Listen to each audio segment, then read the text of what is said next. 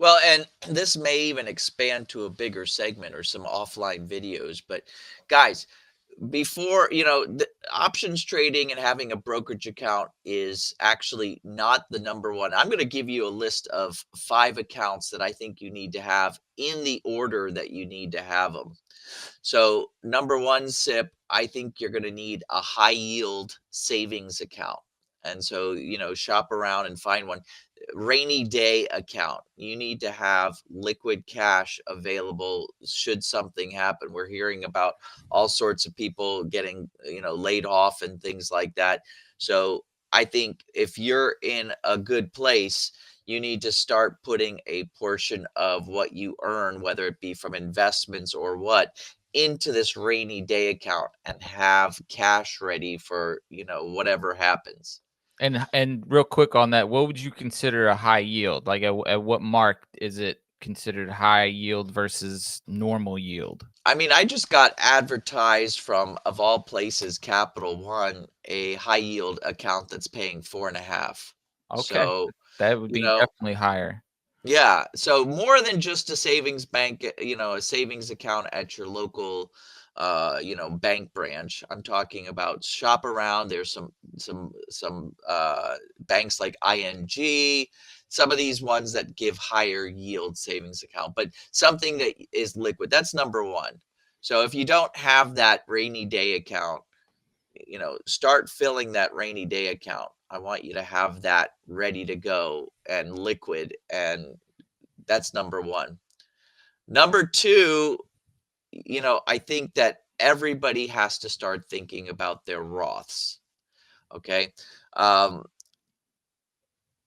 I don't care about your traditional IRAs or your 401ks. In fact, if you've got IRAs, traditional IRAs, 401ks, you need to start thinking about how, and you meet with your accountant, how to pay the taxes up front and get them into a Roth, right? I know if you're working, your 401k is going to stay with your employer, but if you get a chance and you change jobs, don't keep your 401k and roll it over. You want to start bringing it into a Roth, right? Because you do not want to get taxed on any money you make in this account. Tax deferred is, useless. You want to get taxed now and then have all that interest that you make, especially if you're going to do some of the strategies we have where we double our accounts, every year. You don't want to pay taxes on that. And that's the beauty of the Roth. So everybody needs to set up their Roth, and they need to figure out how to roll all their traditionals into that Roth. And, that's when you talk to your accountant about how much you do every year. But that Roth is critical. And nobody should just be, well, I'll pay my taxes later. And the other reason why you want a Roth is because you get the autonomous. You're not stuck to somebody else's picks. A Roth, you can invest in just about anything you want. So you want it to be in your own Roth. So that's account number two. Number three is where a lot of our folks are now.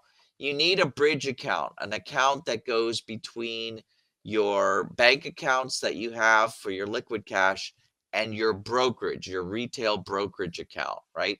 And that's where you're going to do all these different option strategies. You could do a lot of these option strategies in your Roth as well, but some of them, for good reason, you're not going to be allowed to do in your Roth. So you want your bridge account set up so that you can move money back and forth into your brokerage account. So you can do all of these amazing strategies that we talk about on this show.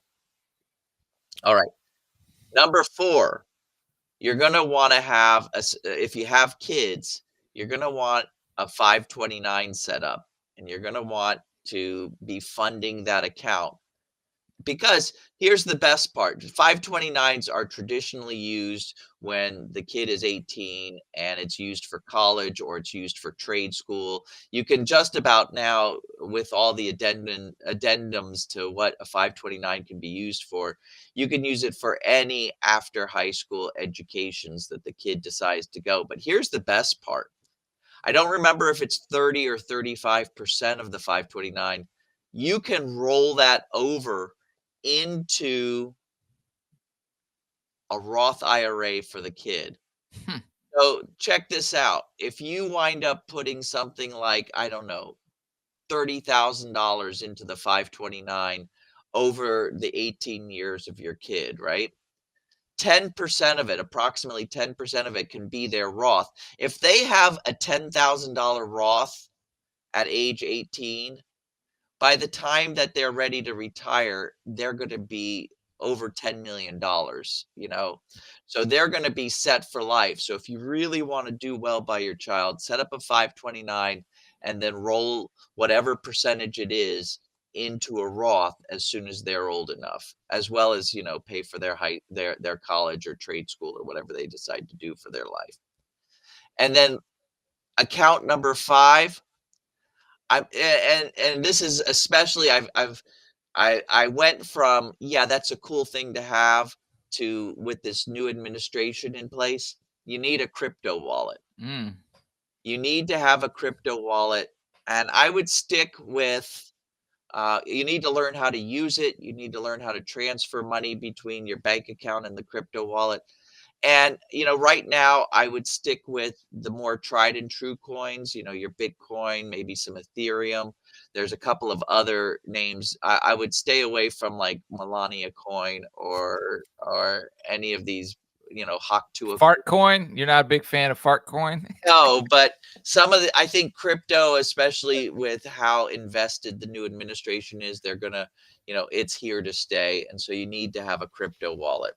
So those are the 5 accounts, and maybe we'll go into more depth than what we did on this show, but you guys, we talk about that number 3, that brokerage account that's bridged to your main account a lot on this show, but you need those other ones in place as well.